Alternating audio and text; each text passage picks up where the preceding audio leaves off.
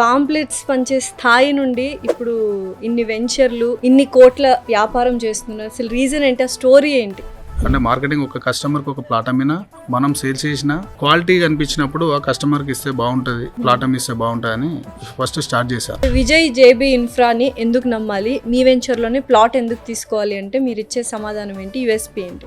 దాని title, documentation, price. Client withdraw అయినా మీరు రీఫండ్ ఇస్తారు? రీఫండ్ ఇస్తాం. క్లయింట్ విత్డ్రా అయినా రీఫండ్ ఇస్తాం. 1-2 months డిలే అయినప్పుడు కూడా, కస్టమర్ ఓపిక లేకపోతే కూడా, తనకు క్యాన్సిలేషన్ అన్నప్పుడు కూడా విత్ ఇంట్రెస్ట్ తో కూడా మేము ఇచ్చిన కూడా ఉన్నాయి. ఓకే. వరంగల్ హైవేలో చాలా మంది ఇంట్రెస్ట్ చూపిస్తున్నారు ఇన్వెస్ట్ చేయడానికి. ఎలా ఉంటుందండి అందులో ఇన్వెస్ట్ చేస్తే? కంప్లీట్ గా హైవేకు చాలా బ్యూటిఫుల్ అండి. నెక్స్ట్ హైదరాబాద్ తర్వాత క్యాపిటల్ ఎక్కువ మనకు ఎన్ఐసేది కూడా తెలంగాణ గవర్నమెంట్ వరంగల్. కాబట్టి వరంగల్ సిటీ ఎప్పుడైనా కానీ అసలు నిజంగానే రియల్ ఎస్టేట్లో నిజాలు చెప్పరు, అన్ని అబద్ధాలు చెప్తారు, మసిపూసి మారేడుకాయ చేస్తారు.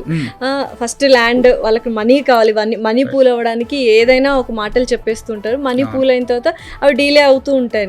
మనము ఒకటి కస్టమర్గా థింక్ చేయాల్సింది ఏంటంటే, అసలు ల్యాండ్ ఉందా? Land basic. నెక్స్ట్ 5 years హైదరాబాద్లో రియల్ ఎస్టేట్ ఎలా ఉండబోతుంది, అండ్ ఎవరైనా ఇన్వెస్ట్ చేయాలి అనుకుంటే హైదరాబాద్లో వాళ్ళకి ఏమని చెప్తారు? ఈ టైంలో చేయాలి, ఆ టైంలో చేయాలి. నెక్స్ట్ 5 years అంటే ఇప్పుడు ఇన్వెస్ట్మెంట్ మీరు 25,000 చేసిన ఒక ప్లాట్ ఒక per square yard. Hello everyone, welcome to Suman TV. This is anchor Lasya Reddy. Real estate రంగంలో పాంప్లెట్లు పంచే స్థాయి నుండి కోట్ల రూపాయల వ్యాపారం చేస్తూ తను నమ్ముకున్న 2 సిద్ధాంతాలు, నమ్మిన పని చేయటం, పట్టుదలతో ముందుకు పోవడం అని చెప్తూ మనతో పాటు ఇప్పుడు ఉన్నారు Vijay JB infra chairman Vijay Reddy గారు. నమస్కారం అండి. నమస్తే అండి. ఎలా ఉన్నారు? ఫైన్ అండి. ఏంటి నిజంగానే పాంప్లెట్స్ పంచే స్థాయి నుండి ఇప్పుడు ఇన్ని వెంచర్లు, ఇన్ని కోట్ల వ్యాపారం చేస్తున్నారు. అసలు రీజన్ ఏంటి? ఆ స్టోరీ ఏంటి? యాక్చువల్లీ ఏంటంటే అండి, బేసికల్లీ నాకు రియల్ ఎస్టేట్ అన్నది స్టార్టప్లో కొత్తే. యాక్చువల్లీ నా సబ్జెక్ట్ కంప్లీట్ డిఫరెంట్. నేను ఐటీ ఫీల్డ్ నుండి వచ్చాను. తర్వాత కరోనా టైంలో జాబ్స్ కూడా అన్ని రిమూవ్ చేయడం, ఇవన్నీ చాలా క్రైసిస్ టైంలో. అంతకుముందే కొంచెం చూస్తున్నా రియల్ ఎస్టేట్లో ఇట్లా వెంచర్స్, పాంప్లెంట్స్ ఇంటికి వస్తుంటే, బ్రూచర్స్ ఏంటి ఇదని చూస్తున్నా. ఆ టైంలో కంప్లీట్ స్టక్ అయిపోయిన టైంలో చూద్దామని ఒకసారి స్టార్ట్ చేశా. ఒకసారి 1-2 వెంచర్స్ విజిట్ చేసినప్పుడు ఒక వెంచర్ నచ్చింది బాగా. ఇలాంటి వెంచర్లో మనం చేస్తే, అంటే మార్కెటింగ్ ఒక కస్టమర్కి ఒక ప్లాట్ అమ్మినా మనం సేల్స్ చేసిన క్వాలిటీ కనిపించినప్పుడు ఆ కస్టమర్కి ఇస్తే బాగుంటుంది, ప్లాట్ అమ్మిస్తే బాగుంటుంది అని ఫస్ట్ స్టార్ట్ చేశాను. తర్వాత నాకు అనిపించింది ఏంటంటే, నేను ఒక కంపెనీ స్టార్ట్ చేస్తే బాగుంటుంది, నేను కూడా ఒక 1000 to 2000 మెంబర్స్కి లైఫ్ ఇస్తే బాగుంటుంది అని ఒక నిర్ణయానికి వచ్చేసి డిసైడ్ అయిపోయి ఇంకా ఎక్కువ హార్డ్ వర్క్ చేయడం స్టార్ట్ చేశాను. స్టార్ట్ చేసి వచ్చిన ప్రతి కమిషన్ కానీ, ప్రతి రూపాయి మళ్ళీ ల్యాండ్స్ మీదకి, ప్లాట్స్ మీదకి, అదే వెంచర్ కాకుండా అదర్ ఏరియాస్లలో క్వాలిటీ ప్లాట్స్ మనం పర్చేజ్ చేశాను. నేను పర్చేజ్ చేసి మళ్ళీ తర్వాత నా గోల్ అనుకుని ఫిక్స్ అయిన గోల్, ఒక company, real estate company start చేయాలని ఫిక్స్ అయ్యి స్టార్ట్ చేసిన టైంలో ఈ ల్యాండ్స్ అన్నీ మళ్ళీ సేల్ చేసేసి కంపెనీ స్టార్ట్ చేసి ఒక 2000 మెంబర్స్కి ఈరోజు మళ్ళీ మనం ఉపాధి కల్పిస్తాం. సూపర్. అంటే అప్పుడు అనుకున్నారా, అంటే రియల్ ఎస్టేట్లోకి రావాలి అనుకున్నప్పుడే అనుకున్నారా ఒక కంపెనీ పెట్టాలి అని? అలా అనుకోలేదండి. యాక్చువల్లీ ఏంటంటే చూద్దాం, యాక్చువల్లీ ఏంటంటే మనకు కెరీర్ ఎలా ఉంటుంది, ఒకసారి ముందుకు వెళ్దాం అనుకునే టైంలో చాలా హార్డ్ వర్క్ చేయాల్సి వచ్చింది. అదే చాలా మంది వచ్చిన వాళ్ళు జస్ట్ ఒక 2-3 చూసేసి 2-3 నెలలు 6 నెలలు చూసి సేల్స్ అవ్వక వెనక్కి వెళ్ళిపోయిన వాళ్ళు చాలా మంది ఉన్నారు. చాలా తక్కువ మంది, లేదా బిజినెస్ అంటే స్టార్ట్ చేయడమే వెంచర్స్తో స్టార్ట్ చేస్తుంటారు. సో ఇలా కింది స్థాయి నుంచి కన్సిస్టెంట్గా ఆ కన్సిస్టెన్సీని ఎలా మెయింటైన్ చేశారు? Right madam. యాక్చువల్లీ ఏంటంటే ఒక కంపెనీ స్టార్ట్ చేయడం అంత ఈజీ కాదు. దట్ ఈ జనరేషన్, ఈ టైంలో 20 years back, 15-20 years back, 30 years back ఏంటంటే ల్యాండ్ కాస్ట్ తక్కువ, కాంపిటీషన్ తక్కువ, డేర్ చేసే కెపాసిటీ ఉన్న వాళ్ళు చాలా తక్కువ. ఈ టైంలో ఏంటంటే ప్రతి ఒక్కరు రియల్ ఎస్టేట్ కంపెనీస్ స్టార్ట్ చేయగలుగుతున్నారు. ప్రతి ఒక్కరు కూడా వచ్చేసి 6 months 1 year కంపెనీ పెట్టేసి నాది కంపెనీ అని చెప్పుకోవడము, తర్వాత కొలాప్స్ చేయడము, రకరకాలుగా జరుగుతున్నాయి, మోసాలు ఇవన్నీ జరుగుతున్నాయి. దట్ ఇంకొకటి ఏంటంటే, మనకి బ్యాక్గ్రౌండ్తో వచ్చేవాళ్ళు చాలామంది ఉంటారు. ఫాదర్స్ లేకపోతే గ్రాండ్ ఫాదర్స్ వాళ్ళ సపోర్ట్తో వచ్చే వాళ్ళు కూడా కొందరు కంపెనీ స్టార్ట్ చేసి రన్ చేస్తున్నారు. బట్ నేను అనుకునేది ఏంటంటే, యాక్చువల్లీ మాది బేసికలీ అగ్రికల్చర్ ఫ్యామిలీ. మా ఫాదర్ అగ్రికల్చర్. నన్ను తను వచ్చిన ప్రాఫిట్స్తోనే నన్ను చదివించడం తప్ప నా బిజినెస్ పెట్టించే కెపాసిటీ తనకు లేదు. కాబట్టి నేను 100% హార్డ్ వర్క్ చేయాల్సిందే, చేసి కంపెనీ పెట్టాల్సిందే అని చెప్పేసి నేను హార్డ్ వర్క్ చేసి ప్రతి రూపాయి ల్యాండ్ మీదకే డైవర్ట్ చేశాను. అది ఈరోజు కంపెనీగా మారిపోయింది. సో వేరే ఆప్షన్ లేదు, డూ ఆర్ డై ఆప్షన్ వచ్చారనమాట. అయితే ఇప్పుడు చాలా పెద్ద పెద్ద కంపెనీస్ ఉన్నాయి, వెంచర్స్, ప్లాట్స్, పేరు మోసిన కంపెనీస్ ఉన్నాయి. విజయ్ జేబీ ఇన్ఫ్రాని ఎందుకు నమ్మాలి, మీ వెంచర్లోనే ప్లాట్ ఎందుకు తీసుకోవాలి అంటే మీరు ఇచ్చే సమాధానం ఏంటి, యూఎస్పీ ఏంటి? రైట్, యాక్చువల్లీ ఏంటంటే మేడం చాలా కంపెనీస్ ఉన్నాయి మీరు చెప్పినట్టు. బట్ విజయ్ జేబీని ఎందుకు ట్రస్ట్ చేయాలి అంటే విజయ్ జేబీలో ఉన్న సైట్ అంటే పర్చేజ్ చేసే ఒక ప్లాట్, దాని title, documentation, price, developments, plus దాంతోపాటు కస్టమర్ సేఫ్టీ. ఎలా అంటే ప్లాట్ తీసుకున్నాము, రిజిస్ట్రేషన్ అయిపోయింది, వెళ్ళిపోయినాం కాదు.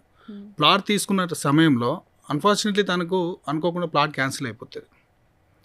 క్యాన్సిల్ అయినప్పుడు కూడా అమౌంట్ బ్యాక్ మనం ఇస్తాం. అసలు కారణాలు ఏముంటాయి అట్లా అనుకోకుండా క్యాన్సిల్ అయ్యే కారణాలు? అది మీ వైపు నుండి లేకపోతే మన వైపు నుండి ఉండొచ్చు. ఒకటి, అన్ని కంపెనీస్ ఎలా అంటే క్యాన్సిల్ అయితే మేము డబ్బులు బ్యాక్ ఇస్తామని చెప్పే కొన్ని కంపెనీస్ ఉంటాయి.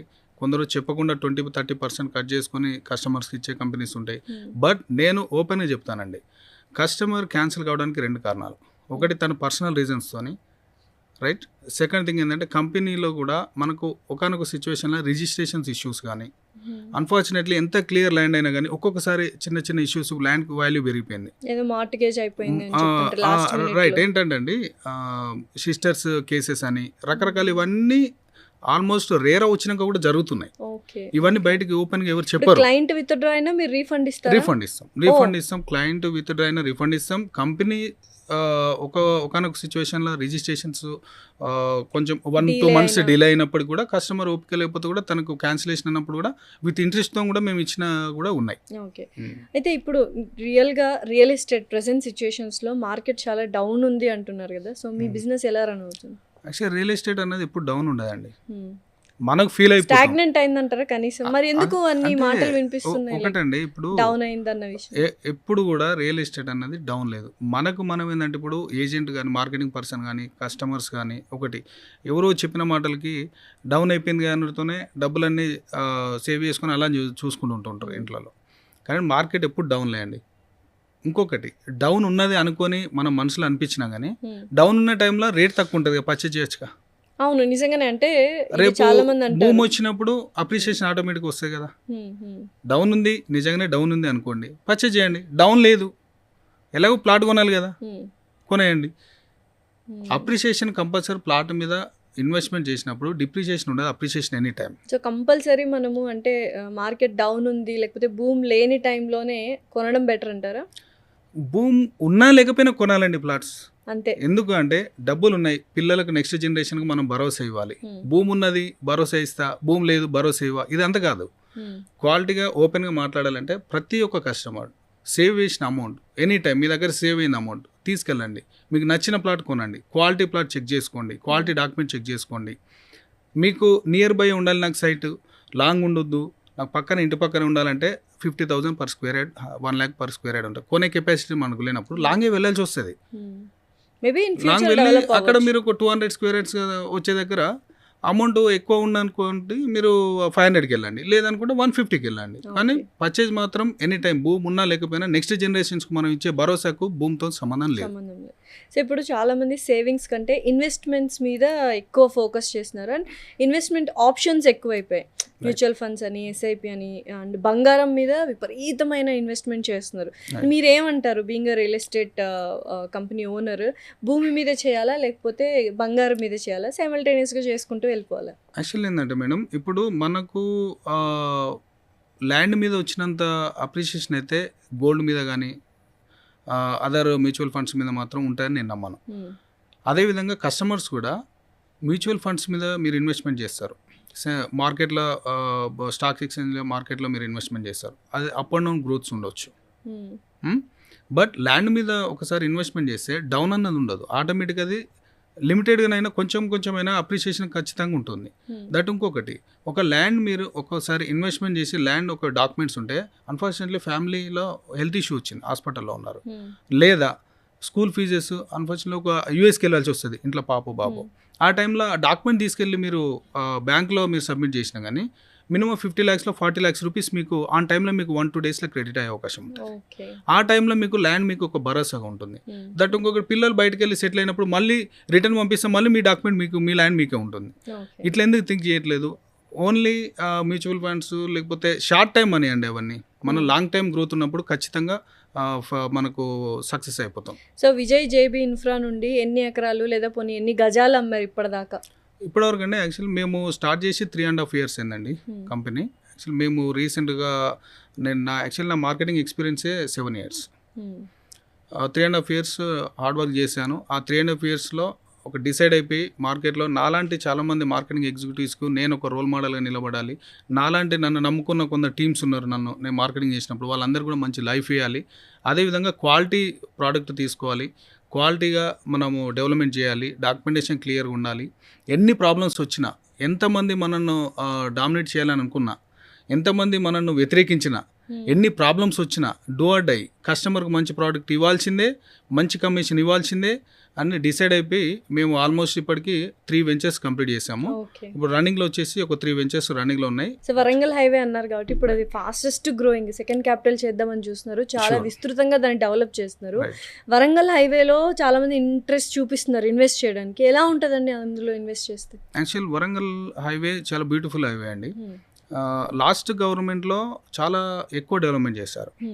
టెంపుల్ కానీ, సెకండ్ క్యాపిటల్గా ఇప్పుడు రాబోతుంది అన్నది ఎయిర్పోర్ట్, ఇప్పుడు ఈ గవర్నమెంట్లో ఎయిర్పోర్ట్ కానీ, నెక్స్ట్ రోప్ వేస్ కానీ, ఇవన్నీ కూడా మనకు త్రిబుల్-R కానీ కంప్లీట్గా హైవేకు చాలా బ్యూటిఫుల్ అండి. నెక్స్ట్ హైదరాబాద్ తర్వాత క్యాపిటల్ ఎక్కువ మనకు ఎన్ఏసేది కూడా తెలంగాణ గవర్నమెంట్ వరంగల్. కాబట్టి వరంగల్ సిటీ ఎప్పుడైనా కానీ 15 years బ్యాకే వరంగల్ గ్రీన్ సిటీగా ఉంది. దట్ ఇంకోటి అక్కడ నుండి మనకు ఎక్కువ మనకు పబ్లిక్ కూడా ఎక్కువ లైక్ ఇంట్రెస్ట్ ఉండేవాళ్ళు కూడా అదర్ హైవేస్కి ఎక్కువ ప్రిఫర్ చేయరండి. వరంగల్ హైవే వాళ్ళు వరంగల్కే ఎక్కువ ప్రిఫర్ చేస్తారు, వరంగల్ హైవేకి ఎక్కువ ప్రిఫర్ చేస్తారు. దట్ ఇంకోటి డెవలప్మెంట్స్ కూడా ఎక్కువ మొత్తంలో ఉన్నాయి కాబట్టి వరంగల్ హైవేకు ఖచ్చితంగా ఇన్వెస్ట్మెంట్స్ చేసుకోవచ్చు. చాలా బ్యూటీ మన దట్ ఇంకోటి మన హైవే ఫేసింగ్ వెంచర్ కాబట్టి ఇంకా ఎక్కువ బెనిఫిట్స్ ఉంటాయి. అండ్ హైదరాబాద్లో కూడా చాలా మంది ఏపీ సెటిలర్స్ ఉంటారు కాబట్టి చాలా వరకు మీరు అన్నట్టు వరంగల్ వాళ్ళు వరంగల్లో ఎలాగైతే హైవేలో ఇన్వెస్ట్ చేస్తున్నారో ఈ ఏపీ సెటిలర్స్ కానీ ఏపీకి సంబంధించిన వాళ్ళు కూడా చాలా మంది విజయవాడ హైవే వైపు కూడా మొగ్గు చూపుతున్నారు. సో అది ఎలా ఉంటదండి ఆ Vijayawada highway? Vijayawada highway ultimate అండి ఇంకా అది. ఎందుకంటే capital to capital ever green highway ఏమన్నా ఉందంటే విజయవాడ హైవే. చాలా మంది అంటున్నారు విజయవాడ గ్రోత్ లేదు ఎప్పుడు అలానే ఉంటుంది అంటే తప్పండి అది. ఇప్పుడు ఈ రోజు మన సైడ్ విజయవాడ హైవే తూప్రాన్పేటలో ఉంది. విజయ్ జేబీ ఇన్ఫ్రా తూప్రాన్పేటలో ఫిలిం సిటీ దాటినాక ఉందండి మన వెంచర్. ఆల్మోస్ట్ 100 acres అది. నెక్స్ట్ ఎక్స్టెన్షన్ తో ఇంకో 100కి వెళ్ళబోతున్నాం. ప్రస్తుతానికి 100 acres ఇప్పుడు రన్నింగ్ లో ఉంది. దాంట్లో వచ్చేసి మనం 25,000 per square yard పెట్టినామండి.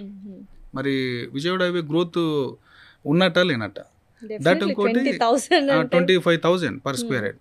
అదేవిధంగా మనకు 6 lanes కూడా మనకు ఆల్రెడీ రీసెంట్ కూడా అనౌన్స్మెంట్ చేశారు. మన ఇండస్ట్రియల్ పార్క్ అక్కడ వరకు కూడా ఆల్రెడీ 6 lanes కంప్లీట్ అయిపోయింది. వెరీ గుడ్ హైవే, మంచి మార్కెట్ ఉంటుందండి విజయవాడ హైవేకి. సో 3 ventures అమ్మారు కాబట్టి బోల్డ్ అంతమంది క్లయింట్స్ కస్టమర్స్ ఉంటారు కదా, వాళ్ళు ఏం చెప్తారు సార్ విజయ్ జేబీ ఇన్ఫ్రా గురించి?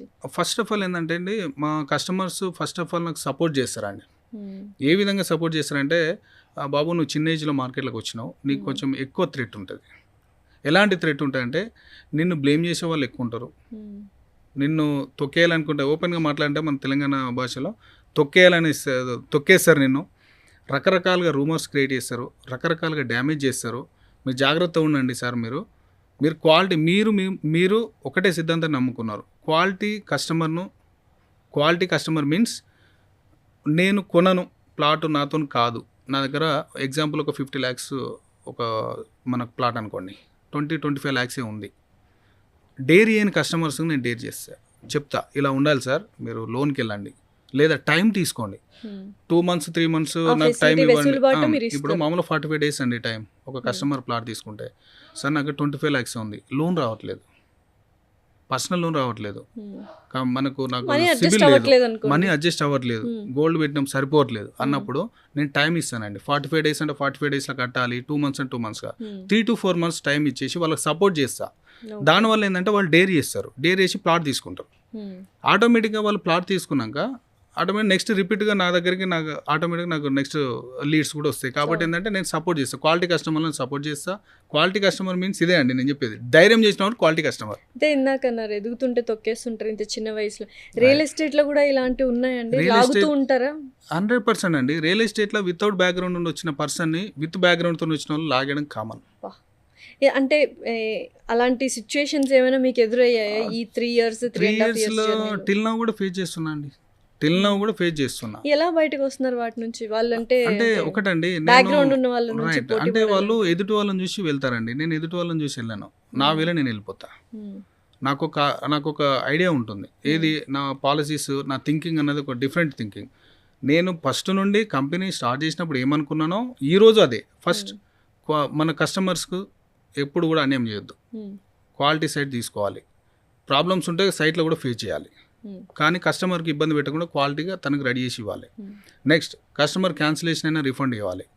నెక్స్ట్ మనం నమ్ముకొని వచ్చిన మార్కెటింగ్ టీంకు ఎప్పుడు కూడా ఆన్ టైంలో కమిషన్స్తో పాటు వాళ్ళకు కమిషన్స్ ఒకటే కాకుండా ఒక ఫ్యామిలీ మెంబర్ లాగా ఏ ఇష్యూస్ వచ్చినా కానీ బ్యాక్ ఎండ్గా నేను విజయ్ అన్న ఉన్నాడు, విజయ్ సార్ ఉన్నాడు అని అనుకునేలాగా మార్కెటింగ్ పర్సన్స్ నేను సపోర్ట్ చేయాలి. ఇవన్నిటికి మించి మా ఫాదర్ విలేజ్లో ఉండి నేను అగ్రికల్చర్ వ్యవసాయం చేసుకుంటూ మా అబ్బాయిని చదివించిన, అంత దూరం వెళ్ళిండు ఈ పర్సన్. అక్కడి వరకు అంత ఒక కంపెనీ ఓనర్ అయిపోయి ముందుకెళ్తుండు. మా నాన్న నేను కంపెనీ ఓనర్ అయ్యి ముందుకెళ్ళి 100 కోట్లు సంపాదిస్తామా 1000 కోట్లు సంపాదిస్తామా లేకపోతే ఏం సంపాదించిన తర్వాత మంచి పేరు అన్నది అక్కడ వచ్చినప్పుడు ఈ పేరును మా నాన్న కోరుకునే ఒకటే. ఊర్లో జేపాలరెడ్డి, మా ఫాదర్ పేరు జేపాలరెడ్డి. జేపాలరెడ్డి వాళ్ళ అబ్బాయి అక్కడ మంచి కంపెనీ పెట్టి చాలా ముందుకు వెళ్ళిపోతుండు. హైదరాబాద్లోనే ఇన్ని కంపెనీస్లలో ఆయన కాంపిటేటర్గా నిలబడి ముందుకెళ్తుండు. ప్రౌడ్ మూమెంట్లో ఉన్న పర్సన్ని నేను ఎక్కడో ఫాల్స్ కమిట్మెంట్స్ ఇచ్చేసి ఇక్కడ ఉన్న మార్కెటింగ్ టీమ్ని, మా కస్టమర్స్ని మనీ కోసం నేను రాంగ్ వేలు వెళ్తే మా నాన్నకున్న చిన్న ఆశ నాకు 1000 కోట్లతో సమానం. కాబట్టి నేను జాగ్రత్తగా వెళ్తాను. సో రియల్ ఎస్టేట్లో కొంచెం గాడిగా రఫ్గా ఉండాలి అంటారు, మీరేమో చాలా సాఫ్ట్ స్వభావం లాగా అనిపిస్తుంది. చుట్టుపక్కల ఫ్యామిలీ సపోర్ట్ కానీ, ఫ్రెండ్స్ కానీ, పార్ట్నర్స్ కానీ ఎవరైనా కొంచెం హార్ష్గా రూడ్గా ఉన్న వాళ్ళు ఉండాలి, రఫ్ అండ్ టఫ్ గైజ్ ఉండాలి అంటారు కదా. సో సాఫ్ట్ స్వభావమేనా మీది, లేకపోతే జస్ట్? యాక్చువల్లీ మేడం నేను రఫ్గా మారాలని చాలామంది సజెస్ట్ చేస్తారు, ఫ్రెండ్స్ కానీ ఫ్యామిలీ మెంబర్స్ కానీ మా బ్రదర్స్ కానీ ఎవ్రీవన్. కొంచెం రఫ్గా ఉండాలన్నా నువ్వు, ఎందుకు ఇంత సాఫ్ట్గా ఉంటే కష్టం కదా, అందరు ప్రతి ఒక్కరు నేను ప్రెజర్ చేస్తారు కదా అంటే నేను నా వే ఒకటే, వాళ్ళు ప్రెజర్ చేసినా నేను ప్రెజర్ ఫీల్ గాను, వాళ్ళని ఇబ్బంది పెట్టినా వాళ్ళు ఏం చేసినా నాకు నో ప్రాబ్లం. నా వేళ నేను వెళ్ళిపోతున్నా, నాకు ఎవరు మాటలు వినిపించవు. విజయ్ రెడ్డి అనేది మార్కెట్లో విజయ్ రెడ్డి అనే పర్సన్ క్వాలిటీ పర్సన్ కాదన్నది వాళ్ళ అంతరాత్మకు తెలిస్తే సరిపోతుంది.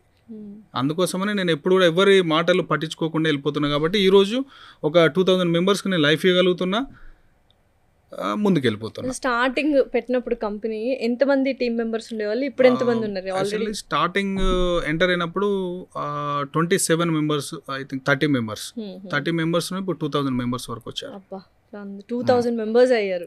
సో అయితే రియల్ ఎస్టేట్ అనగానే ఏ ఫ్యాక్టర్, అంటే గవర్నమెంట్ చేంజ్ అయినా, లేకపోతే ఇంకోటి ఏదైనా వచ్చినా, న్యాచురల్ కెలామిటీ వచ్చినా, లేకపోతే ఇంకేది జరిగినా రియల్ ఎస్టేట్ మీద ఎఫెక్ట్ పడుతుంది కదా. సో వాటిని ఎలా బ్యాలెన్స్ చేస్తున్నారు? ప్రతిదీ దాని మీద ఇంపాక్ట్ చూపిస్తున్నప్పుడు అప్స్ అండ్ డౌన్స్ అనేవి ఎక్కువ ఉంటాయి ఈ ఫీల్డ్లో. So how are you facing the challenges? అంటే ఎలా అంటే అండి, అప్ అండ్ డౌన్స్ ఎక్కువ ఉంటుంది రియల్ ఎస్టేట్లో. దట్ ఇంకొకటి ఏంటంటే రియల్ ఎస్టేట్లో కంప్లీట్ మనీతోనే నడుస్తుందండి. ఒక ల్యాండ్, ఒక ప్లాట్ తీసుకోవాలన్నా ఒక 50 lakhs రూపీస్ పర్ స్క్వేర్, అంటే ఒక ప్లాట్కి వచ్చేసి ఒక ల్యాండ్ ఒక 100 acres చేసి ఒక 500 crores. ఒకనొక టైంలో అది ఫ్లెచింగ్ అయ్యే టైంలో అప్పున్నప్పుడు అప్పున్నప్పుడు అమౌంట్స్ అన్ని ల్యాండ్ లార్డ్స్కి వెళ్ళిపోతాయి. డౌన్ ఉన్నప్పుడు ఫేస్ చేయాల్సిన టైంలో అవమానాలు ఎదుర్కోవాల్సి వస్తుంది, మాటలు, రకరకాలు అన్నీ ఫేస్ చేయాల్సి వస్తుంది. అవన్నీ ఫేస్ చేయడానికి రెడీ ఉన్నప్పుడు ఒక ఓనర్గా మనం ముందుకెళ్ళాలి తప్ప నేను ఏది కూడా మాట పడను, డబ్బులు వస్తేనే సేవ్ చేసుకుంటా అనేటట్టు ఉంటే రియల్టర్గా ఒక కంపెనీ పెట్టడానికి ఎలిజిబుల్ కాదు.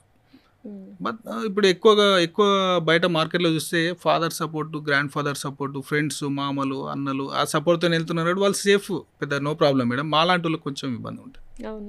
వితౌట్ బ్యాక్గ్రౌండ్ నుండి వచ్చిన ఎనీ రియల్టర్ ప్రాబ్లమ్స్ ఫేస్ చేయాల్సిందే, కానీ ఖచ్చితంగా సక్సెస్ అవుతారు.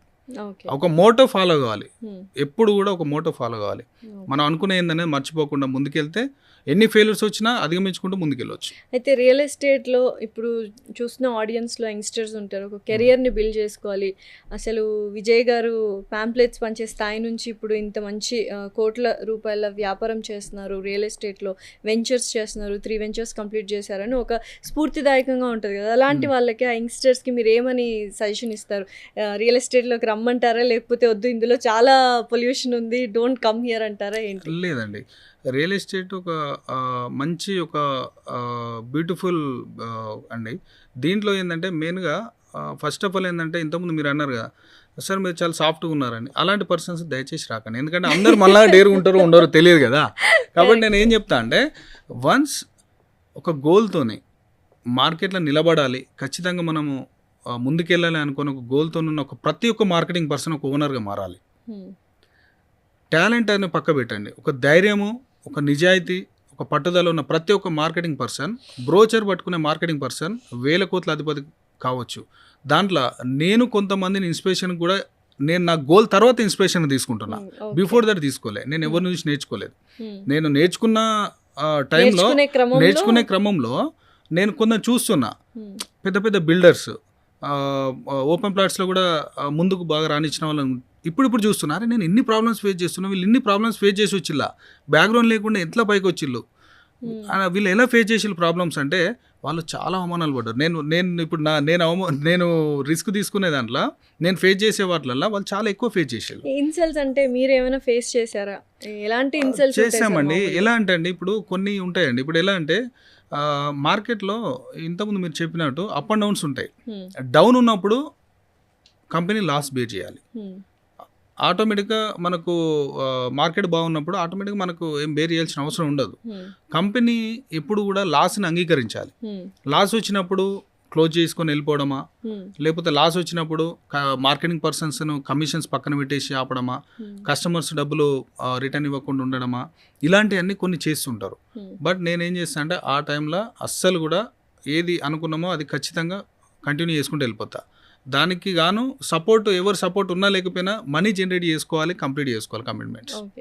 సార్ క్లయింట్ ఒకవేళ మీరన్నట్టు కొన్ని విషయాలు ఆగిపోయినప్పుడు, రిజిస్ట్రేషన్ ఆగిపోయినప్పుడు వాళ్ళు కోపం వ్యక్తం చేస్తుంటారు. ఎమోషన్ అగ్రెసివ్‌గా తిట్టేస్తుంటారు. లేకపోతే అవును, హార్ష్‌గా మాట్లాడుతుంటారు. అవును, అలాంటప్పుడు మీ నేచర్ ఎలా ఉండాలి? అవును. సాఫ్ట్‌గా ఉండాలా? లేకపోతే మీరు కూడా అరే కొంచెం లేదండి హార్ష్‌గా ఇప్పుడు మాట్లాడతారా ఏంటి? గుడ్ క్వశ్చన్ అండి. ఇప్పుడు ఒక కస్టమర్ వచ్చేసి 50,000 రూపీస్ శాలరీ ఉండొచ్చు, 10,000 ఉండొచ్చు, అది వాళ్ళకి 20 ఎమోషన్ lakhs అయి ఉండొచ్చు. ఉండొచ్చు. హ్మ్. కానీ అది ఒక ప్లాట్ కాస్ట్ 50 lakhs ఉండొచ్చు, 30 lakhs ఉండొచ్చు. హ్మ్. ఆ ప్లాట్ మనకు సింపుల్గానే కనిపించవచ్చు యాజ్ ఏ ఓనర్గా. బట్ వాళ్ళ కష్టార్జితం, వాళ్ళ లైఫ్ అది, హ్మ్. వాళ్ళ నెక్స్ట్ జనరేషన్కి ఇచ్చే ఒక భరోసా, హ్మ్. అది మనము నిలబెట్టలేనప్పుడు వాళ్ళకు ఒక ఆశ ఉంటుంది కదా. ఆశ మనం కంప్లీట్గా మన మీద ఆశ పెట్టుకున్నప్పుడు వాళ్ళు అరే ఖచ్చితంగా రిజిస్ట్రేషన్ అయిపోతానో లేకపోతే డాక్యుమెంటేషన్ క్లియర్గా ఉంటుందని నమ్మి వచ్చినప్పుడు మనం కొంచెం డిలే చేసినప్పుడు వాళ్ళు ఏ విధంగానైనా వాళ్ళు మారచ్చు, కరెక్ట్. వాళ్ళు దానికి ఎలిజిబుల్. బట్ మనము మన దగ్గర ఉన్నది ఓపెన్గా వాళ్ళతో డిస్కషన్ చేయాలి. హ్మ్. ఓపెన్ ఇది సో ప్రాబ్లం ఉంది సార్ అని రిక్వెస్ట్ మూడ్లో ఉండి వాళ్ళు చెప్తే ఎవరైనా అర్థం చేసుకుంటారు. కాబట్టి కస్టమర్ పాయింట్ ఆఫ్ వ్యూలో 100% వాళ్ళు ఎలా బిహేవ్ చేసినా ఓనర్ పాయింట్ ఆఫ్ వ్యూలో మనం కూల్గా ఉండి ఉన్నది చెప్పాలి. హ్మ్. ప్రాబ్లం ఏముంది అది ఓపెన్ డిస్కషన్ కస్టమర్తో చెప్పినప్పుడు 100% మనకు సపోర్ట్ చేసి వెళ్తారు. సో 100లో 90 మంది నమ్మడము అండ్ 90 మంది రియల్ ఎస్టేట్ వాళ్ళు చేయడం ఏంటంటే అసలు నిజంగానే రియల్ ఎస్టేట్లో నిజాలు చెప్పరు, అన్ని అబద్ధాలు చెప్తారు, మసిపూసి మారేడుకాయ చేస్తారు. ఫస్ట్ ల్యాండ్ వాళ్ళకి మనీ కావాలి, మనీ పూల్ అవ్వడానికి ఏదైనా ఒక మాటలు చెప్పేస్తుంటారు. మనీ పూల్ అయిన తర్వాత అవి డీలే అవుతూ ఉంటాయి. నిజంగానే ఇలాంటివి జరుగుతుంటాయి. 100% అండి ఇలాంటివి జరుగుతుంటాయి. కానీ మనము ఒకటి కస్టమర్గా థింక్ చేయాల్సింది ఏంటంటే అసలు ల్యాండ్ ఉందా, ల్యాండ్ బేసిక్ బేసిక్ ల్యాండ్ నిజంగా ల్యాండ్ లేకుండా కూడా అమ్మేస్తున్నారు కదా. 100% అండి. ఆన్లైన్లో ఉన్నారండి. ఇప్పుడు ఆన్లైన్లో చూస్తారు, మొబైల్ నెంబర్ చూస్తారు, ఇక్కడ ఒక సైట్ ఉందైనా ఆన్లైన్లో మొబైల్ నెంబర్ ఎంటర్ చేసి పెడుతున్నారు. ఎన్ఆర్ఎస్ కానీ లేకపోతే లోకల్ ఈవెన్ హైదరాబాద్లో ఉన్న ఈ బిజీ షెడ్యూల్లో కూడా కొంత సాఫ్ట్వేర్ ఎంప్లాయీస్ కానీ అదర్ ఎంప్లాయీస్ కానీ వీళ్ళందరూ ఏం చేస్తున్నారు. అందుకే నేను చెప్పింది ఏంటంటే అండి, మీరు ఆన్లైన్లో చూసి మొబైల్ నెంబర్ తీసుకొని పేమెంట్స్ చేస్తే ఖచ్చితంగా మోసపోవడానికి 99.99 ఉంటుంది. సో వెళ్ళి అక్కడ చూడాలి. మీరు ఎప్పుడైనా ఒక ఏజెంట్ త్రూ, ఒక మార్కెటింగ్ అసోసియేట్ పర్సన్ త్రూ మీరు కనుక సైట్ విజిట్ చేసి సైట్ చూసి డాక్యుమెంట్ చెక్ చేసుకొని మీరు కంపెనీ ఆఫీస్ చూసి కంపెనీ ఎండీతో పరిచయం చేసుకొని, లేదా ఒక మార్కెటింగ్ డైరెక్టర్స్ ఉంటారు, మార్కెటింగ్ ఎగ్జిక్యూటివ్స్ ఉంటారు, జనరల్ మేనేజర్స్ ఉంటారు, వీళ్ళ త్రూ కనుక మీరు కనుక ల్యాండ్ చూసి పర్చేజ్ చేస్తే ఖచ్చితంగా వాళ్ళు మీకు సర్వీస్ ఇస్తారండి. ఒక మార్కెటింగ్ ఎగ్జిక్యూటివ్ కాకుండా ఆన్లైన్ త్రూ వెళ్ళే వాళ్ళకు మెయిన్గా జాగ్రత్తగా ఇది ఫేస్ చేస్తున్న ప్రాబ్లం. కాబట్టి నేను చెప్పే కొంచెం ఆలోచించాను. ఎందుకంటే యాజ్ ఏ మార్కెటింగ్ పర్సన్ నేను కూడా కంపెనీ ఓనర్ అయినప్పుడు నేను తీసుకున్న జాగ్రత్తలు చెప్తున్నా కస్టమర్కి. ఏమంటున్నా అంటే మీరు ఒక ఏజెంట్ త్రూయే వెళ్ళండి. ఎనీ సైట్, విజయ్ అనే కాదు, ఎనీ సైట్ మీరు ల్యాండ్ తీసుకోవాలనుకున్నప్పుడు ఒక మార్కెటింగ్ పర్సన్ త్రూ వెళ్ళండి, ఆన్లైన్ వెళ్ళకండి దయచేసి. ఎందుకంటే మీరు అలా వెళ్తే ఏమైందంటే ఇలాంటి మోసాలు జరుగుతుంటాయి. మార్కెటింగ్ పర్సన్ త్రూ వెళ్తే తన సర్వీస్ అండి, మార్కెటింగ్ పర్సన్ ఒక డాక్యుమెంటేషన్ ఇస్తాడు, ఎనీ టైం మీరు సైట్ విజిటింగ్ చేపిస్తాడు. మీరున్నా లేకపోయినా మేడం వాళ్ళు పిల్లలు ఒకసారి సండే వచ్చిందంటే ఒకసారి సైట్ డెవలప్మెంట్ చూస్తాము అని అంటే కూడా మీరున్నా లేకపోయినా అవుట్ ఆఫ్ స్టేషన్ ఉన్న వెహికల్ పంపించేసి మీకు సైట్ చూపిస్తారు. మీ పిల్లలు అక్కడికి వచ్చినప్పుడు లిటిల్ బిట్ గేమ్స్ అవి ఇవి క్లబ్ హౌస్ కానీ లిటిల్ బిట్ గేమ్స్ ఉంటే అక్కడ హ్యాపీగా ఎంజాయ్ చేసి వెళ్ళిపోతారు. వీటన్నిటికి మించి ప్లాట్ మీకు అర్జెన్సీ అవసరం ఉంది అమౌంట్, ఆ టైంలో మార్కెటింగ్ పర్సన్ మీకు హెల్ప్ చేస్తారు. నిజంగానే రీసేల్ అనేది చాలా కష్టం అండి. అవుతాయండి. అది ఎలా అవుతాయి? ఇప్పుడు నేను చెప్పిన విధంగా మార్కెటింగ్ పర్సన్ త్రూ వెళ్తే ఆ కంపెనీ ఎనీ కంపెనీ, మన విజయ్ కంపెనీతో పాటు ఎనీ కంపెనీ, మన కంపెనీలో అయితే ఎస్పెషల్లీ ఓన్లీ మార్కెటింగ్ టీం మాత్రమే సపోర్ట్ ఉంటుందండి. మార్కెటింగ్ టీంకి మాత్రమే కంపెనీ సపోర్ట్ చేస్తే మార్కెటింగ్ పర్సన్స్ కూడా కంపెనీకి సపోర్ట్ చేస్తారు. ఒక మార్కెటింగ్ పర్సన్ త్రూ వెళ్తే ఖచ్చితంగా కస్టమర్ మోసపోడు. Okay. So down the line ఒక 10 years బ్యాక్ నుంచి అండ్ 5 years బ్యాక్ నుంచి చూసుకుంటే హైదరాబాద్లో రియల్ ఎస్టేట్ ఊహకు అందని స్థాయిలో ట్రెమెండస్గా మనం మార్పులు చోటు చేసుకున్నాయి, చూసాము డెవలప్మెంట్స్. నెక్స్ట్ 5 years హైదరాబాద్లో రియల్ ఎస్టేట్ ఎలా ఉండబోతుంది, అండ్ ఎవరైనా ఇన్వెస్ట్ చేయాలి అనుకుంటే హైదరాబాద్లో వాళ్ళకి ఏమని చెప్తారు? ఇంతకుముందు చెప్పినట్టండి, ఎనీ టైం ఇన్వెస్ట్మెంట్ చేయాలి. దట్ ఇంకొకటి ఆల్ ఓవర్ ఇండియా చూసుకోండి, హైదరాబాద్లో ఎనీ టైం ఇన్వెస్ట్మెంట్ చేయవచ్చు. హైదరాబాద్లో ఇప్పుడు పెరుగుతుంది ఇప్పుడు పెరగదు అన్నది ఉండదు. ఎనీ టైం హైదరాబాద్లో అప్రిషియేషన్ వస్తూనే ఉంటుంది. ఎనీ టైం మీరు పర్చేజ్ చేయవచ్చు.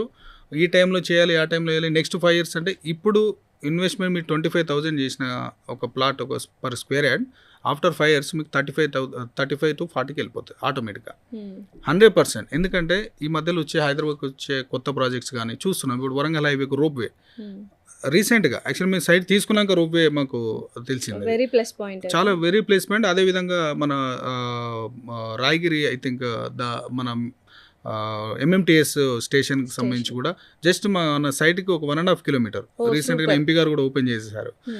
మాకు చాలా అడ్వాంటేజ్ అది. ఇలాంటివన్నీ అది నెక్స్ట్ అదేవిధంగా విజయవాడ హైవే కానీ ఇండస్ట్రియల్ పార్క్తో పాటు డ్రై పోర్టు ఇవన్నీ మంచి ప్రాజెక్ట్స్ గవర్నమెంట్స్ కూడా తీసుకొస్తుంది. కాబట్టి అందరికీ ప్లేస్ పాయింట్. నెక్స్ట్ 5 yearsకు ఇంకా చాలా గ్రోత్ ఉంటుంది.